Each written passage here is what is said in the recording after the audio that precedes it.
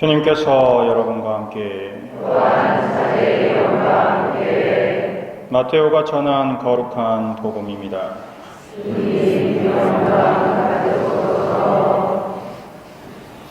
예수님께서는 요한이 잡혔다는 말을 들으시고 갈릴레아로 물러가셨다. 그리고 나자렛을 떠나 저불lun과 납달리 지방 호숫가에 있는 가파르나움으로 가시어 자리를 잡으셨다. 이사야 예언자를 통하여 하신 말씀이 이루어지려고 그리 된 것이다. 저불룬 땅과 납달리 땅 바다로 가는 길, 요르단 건너편 이민족들의 갈릴레아. 어둠 속에 앉아있는 백성이 큰 빛을 보았다. 죽음의 그림자가 드리운 고장에 앉아있는 이들에게 빛이 떠올랐다. 그때부터 예수님께서는 회개하여라, 하늘나라가 가까이 왔다 하고 선포하기 시작하셨다. 예수님께서는 갈릴레아 호숫가를 지나가시다가 두 형제, 곧 베드로라는 시몬과 그의 동생 안드레아가 호수에 어망을 던지는 것을 보셨다. 그들은 어부였다. 예수님께서 그들에게 이르셨다. 나를 따라오너라. 내가 너희를 사람 낚는 어부로 만들겠다. 그러자 그들은 곧바로 그물을 버리고 예수님을 따랐다. 거기에서 더 가시다가 예수님께서 다른 두 형제, 곧 제베데오의 아들 야고보와 그 동생 요한이 배에서 아버지 제베데오와 함께 그물을 손질하는 것을 보시고 그들을 부르셨다. 그들은 곧바로 배와 아버지를 버려두고 그분을 따랐다. 예수님께서는 온 갈릴레아를 두루 다니시며 회당에서 가르치시고 하늘나라의 복음을 선포하시며 백성 가운데에서 허약한 병자와 허약한 이들을 모두 고쳐주셨다. 주님의 말씀입니다.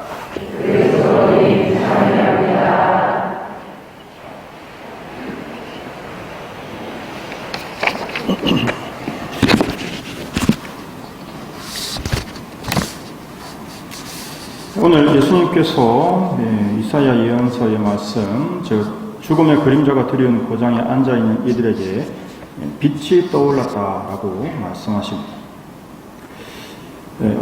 혹시 밤에 도보로 여행이나 등산 또는 하이킹 같은 것들을 해보셨습니까?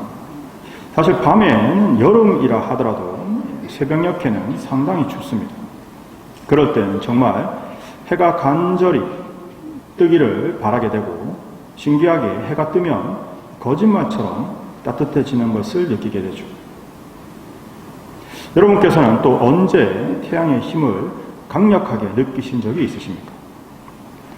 오늘 이 복음에 나오는 구약 성경 구절은 이사야서 8장 23절부터 9장으로 연결되는 내용입니다. 구약의 번역으로는, 그러니까 신약에서 읽는 이 부분은 그리스어로 적힌 거고 구약에 있는 부분은 히브리어로 적힌 부분이죠. 그 히브리어로 적힌 부분을 제1독서에서 들으셨습니다.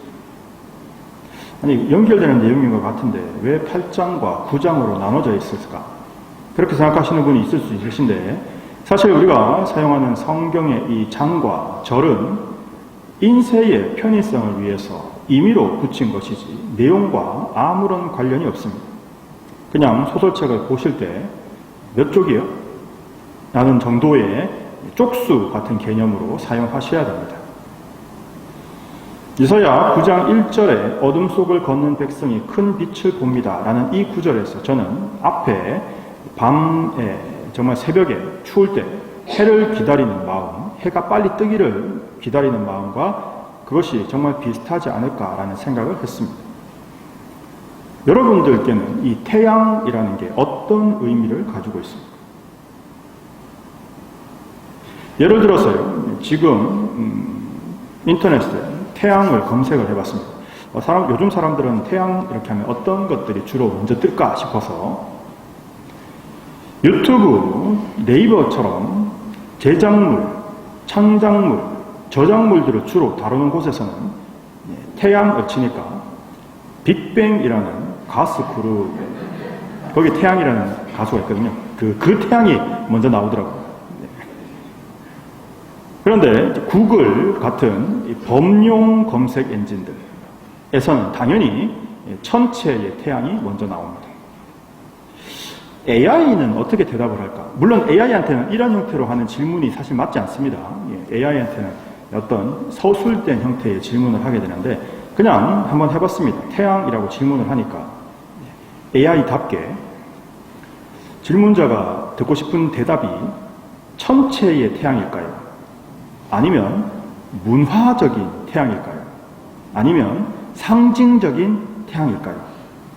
어떤 태양에 대한 답을 원하시는지 알려주시면 거기에 대해서 말씀드리겠습니다. 라고 반문을 했었습니다. 저도 똑같이 여러분께 묻고 싶습니다. 여러분께 태양이란 어떤 존재입니까? 요즘 젊은 사람들한테 인기가 있는 귀멸의 칼날이라는 애니가 있습니다. 거기 보면 이제 이 뱀파이어, 그러니까 흡혈귀죠. 흡혈귀와 비슷한 오니, 일본말로 귀신이라는 뜻인데 그런 존재가 밤에 인간을 사냥하고 있습니다. 그래서 이 귀신들을 죽이기 위해서 결성된 인간들의 이 결사대가 귀살대라는 이름을 가지고 활동을 하는 과정에서 어떤 주인공이 자기 가족이 귀신에게 몰살을 당하고 그 귀신에게 복수를 하기 위해서 성장하면서 이렇게 여정을 걸어가는 것을 그린 그런 작품입니다. 애니는 아직 완결이 안 됐습니다. 하지만 원작인 만화책은 이미 결말이 났고 또 찾아볼 만한 분들은 다 내용을 찾아보셨을 거니까 스포를 하면 이 흡혈귀들의 두목, 즉 드라큘라 같은 그런 존재인 무잔이라는 그 귀신 두목이 이제 이 귀살대가 점점 포위망을 좁혀가면서 정말 필사의 사투를 거쳐서 부하들을 잡아나가서 약간 그 귀찮고 또 궁지에 약간 몰리는 면이 있어서 이동을 하는 과정에서 우연히 주인공 일행과 마주칩니다. 그때 이 총 책임자가 지금 현재 상황이 이렇게 우연으로 그 주력 전투 부대원과 이 많은 부대원들이 이 무잔이라는 그 귀신 두목하고 마주치는 경우가 극히 드물 거다라는 생각을 가지고 귀살대의 모든 총 역량을 동원해서 그 두목 귀신을 퇴치하려고 합니다. 그런데 너무 강력하기 때문에 모든 역량을 총동원해도 이 귀신 두목을 자신들의 힘으로 잡기에는 극히 불가능했습니다. 그래서 그 다음 택한 방법이 이 귀신 두목이 아까 말씀드렸던 저건 흡혈귀잖아요. 아침이 되면 햇빛을 만나면 죽거든요. 그래서 아침까지 도망가지 못하게 붙잡아 두게 됩니다. 그래서 결국 그 아침 햇빛에 소멸해서 죽게 되는 그런 이야기입니다. 이것이 지금 이 상황하고 굉장히 비슷하다고 생각합니다. 우리는 햇빛이라고 부르는 하나님의 은총이 필요하죠. 특히 우리 자신의 힘으로 극복할 수 없는 한계를 만날 때 더욱 하나님의 은총이, 즉 햇빛이 필요합니다. 마치 귀멸의 칼날에 귀신 두목의 압도적인 힘 앞에서 어느 누구도 상대가 되지 못했던 것처럼 말이죠. 하지만 모두가 힘을 합쳐서 아침까지 끈질기게 버티고 잡아 놓았기 때문에 거의 유일한 약점이라고 할 수 있는 햇빛에 의해서 퇴치될 수 있었습니다. 우리는 많은 경우에 하나님의 은총, 하나님이 우리를 도와주시는 것을 내 성장을 막는 장애물이라고 생각하는 경향들이 있습니다. 내가 하나님께서 우리를 도와주시면 내가 내 마음대로 못하는 거 아닙니까? 아닙니다.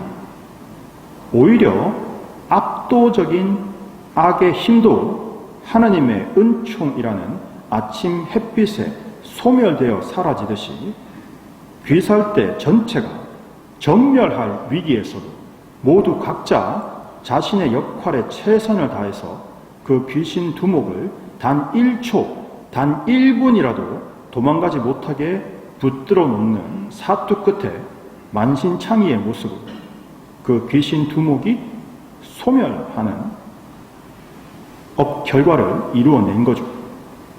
저는 이 장면에서 보통 일반적인 이런 히어로물 또는 이런 이제 어떤 악과 전투하거나 어떤 적과 싸우는 이런 보통은 영웅들이 등장해서 샤샤샥 문제를 해결해 주거나 또는 주인공이 기연을 만나서 우리 옛날 무협지 생각하시면 갑자기 어떤 사람이 내공을 갑자기 막 주고 어떤 약을 먹어서 갑자기 막 주인공이 엄청 세져가지고 천하무적 이렇게 되지 않습니까? 실제로 우리가 살고 있는 이 세상에서 그런 정통적인 무협지나 또는 그런 판타지 소설에서 말하듯이 그런 전통적인 결말은 실제로는 일어나지 않습니다. 오히려 귀멸의 칼날 같은 이런 결말이 현실적이고 더 멋지다라고 생각을 했었죠. 이 귀멸의 칼날이 다른 그런 것과 조금 달랐던 게 뭔가 하면 중간 내용에서도 이 평범한 사람들, 작은 사람들의 이야기를 생각보다 꼼꼼하게 보여주려고 많이 노력을 했었어요. 예를 들면 귀살 때 그 가장 대장들이 쓰는 칼 같은 경우도 이 칼을 만드는 도공들이 있을 거 아닙니까? 그 도공들의 이야기를 굉장히 비중 있게 다룬다든지 또는 이들이 다치고 치료를 받아야 될 때 이 주인공들을 치료해주는 그 간호사들과 그 주변의 사람들의 이야기를 그린다든지 이런 형태로 사실 많은 경우에 우리가 제대로 무언가를 할 수 있는 것은 작은 사람들의 보이지 않는 노력이다라는 것을 굉장히 많이 지면에 담으려고 노력을 하거든요.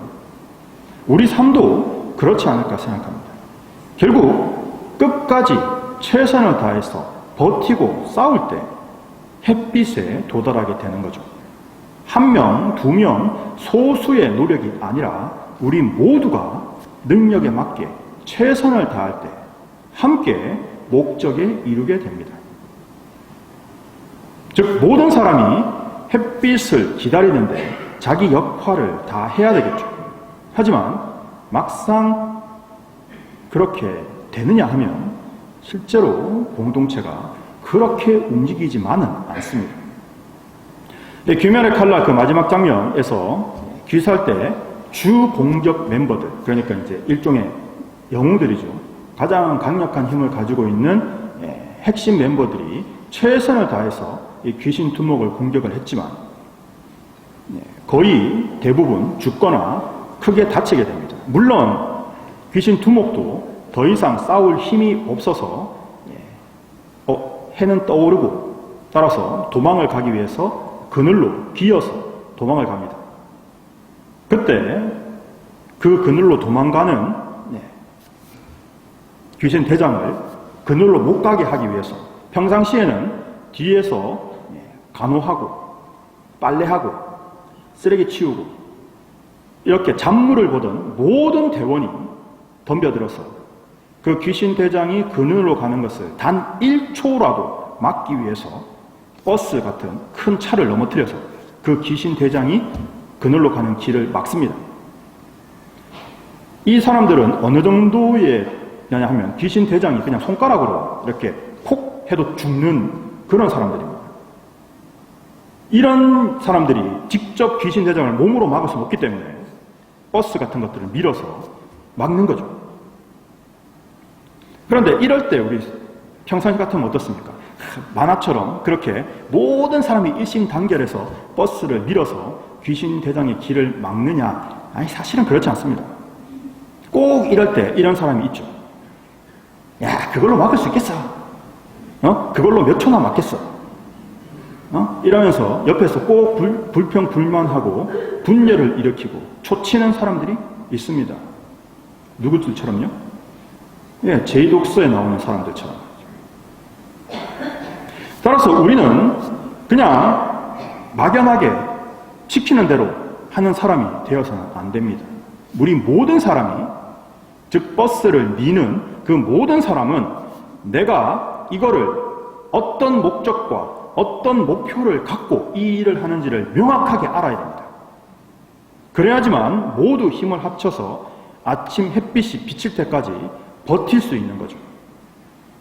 그런데 명령을 하거나 또는 그룹의 리더를 맡은 사람들이 자신의 명령에 사람들이 이리저리 분주하게 움직이는 것 자체를 즐겁게 느껴서 귀신 두목의 이동을 막는 것이라는 목적을 망각하고 그룹의 노력을 분산시키거나 지연시키면 결과적으로 귀신 두목은 도망가게 되고 목표는 실패하게 됩니다. 따라서 리더도 자신이 무엇을 이루기 위해서 존재하는지, 무엇을 해야 하는지 단 1초라도 두목이 도망가는 것을 막을 수 있도록 어떻게 단원들을 사용해야 하는지를 고민해야 되는 거죠. 따라서 명령하는 사람들이 그 명령에 따라 사람들이 움직이는 것 자체를 즐기면 절대 안 됩니다. 이 명령의 목적을 항상 기억하고 그 명령이 그 목적을 달성하는 데 도움이 되는지를 항상 주의 깊게 살펴야 되는 거죠. 하나님께서도 이처럼 우리 모든 사람이 정확한 목적과 의미를 알고 최선을 다할 때 마지막에 아침 햇빛이 악의 근원을 송두리째, 뿌리째 없애듯이 우리가 해야 되는 것은 우리의 목표의식, 그 공동체성을 갖고 각자의 위치에서 최고의 역할을 할 때 마지막 결정타를 하나님께서 이렇게 내리시게 되는 거죠.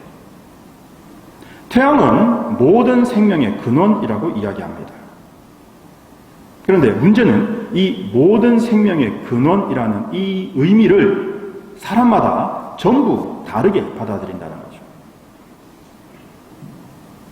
얼마나 생명의 근원이라는 것을 나는 제대로 이해하고 있느냐라고 보면 다 똑같지 않습니다. 결국 태양의 고마움을 직접 체험하고 느껴본 사람이 그 태양의 고마움을 알듯이 또 알았다고 하더라도 항상 감사하거나 항상 태양을 기억하지 않습니다. 이건 하나님께도 마찬가지인 거죠. 하나님께서 우리 아버지시고 하나님께서 우리 창조주시다라고 말하지만 실제로 늘 하나님을 기억하면서 하나님께 감사를 드립니까? 그렇지 않다는 겁니다. 결국 이 모든 것을 듣고 그 귀멸의 칼날에서의 이야기처럼 결국 악의 모든 근원을 파괴하는 것은 하나님의 힘이지만 그 하나님의 힘이 도달할 때까지 최대한 시간을 벌어야 하는 건 우리 각자의 사명이라는 거죠. 이걸 들은 우리는 무엇을 해야 하겠습니까? 왜 하는지도 뭐 때문에 하는지도 모르고 그냥 위에서 시키는 대로 버스를 밀고 있는 그런 사람이 아니라 이걸 지금 왜 하는지를 명확하게 알고 악의 근원을 무찌르고 하나님 나라를 이 땅에 세워야 한다는 그 사명감에 각자 자신이 할 수 있는 최선을 다해서 아침 햇빛, 즉 하나님 나라가 도착할 수 있는 그런 세상, 그것을 기다릴 수 있는 세상을 만들기 위해서 노력하는 사람이 될 때 제자라고 부를만 하다는 거죠. 그리고 각 단체의 리더들은 무엇을 해야 하는지 정확한 목표를 알고 최대한의 효과, 최대한의 효율을 낼 수 있는 명령으로 단원들의 열성을 이끌어내야 되는 겁니다. 그렇게 했을 때 곧 아침 햇빛이 우리를 비추게 되고 악의 세력은 쫓겨나고 하나님의 나라가 도래하게 되는 거죠. 따라서 우리가 지금 해야 되는 일은 자신의 이익을 위해서 움직이는 것이 아니라 아침 햇빛이 도달할 때까지 각자의 역할을 다하는 거죠.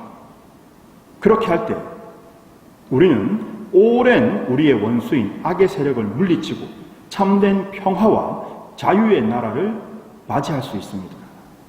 더 이상 귀신에게 먹혀서 귀신의 밥이 될까 밤을 두려워하지 않고 악에 먹힐 공포로부터 해방되어서 평화와 자유를 누리는 하나님 나라에서 살 수 있게 되는 거죠. 모두 힘을 모아서 아침 햇빛에 도착하기를 기다립시다. 각자 예수님께서 가르쳐 주신 목적과 목표를 명확하게 알고 자신의 역할을 수행할 때 세상 구원의 한 몫을 담당할 수 있습니다.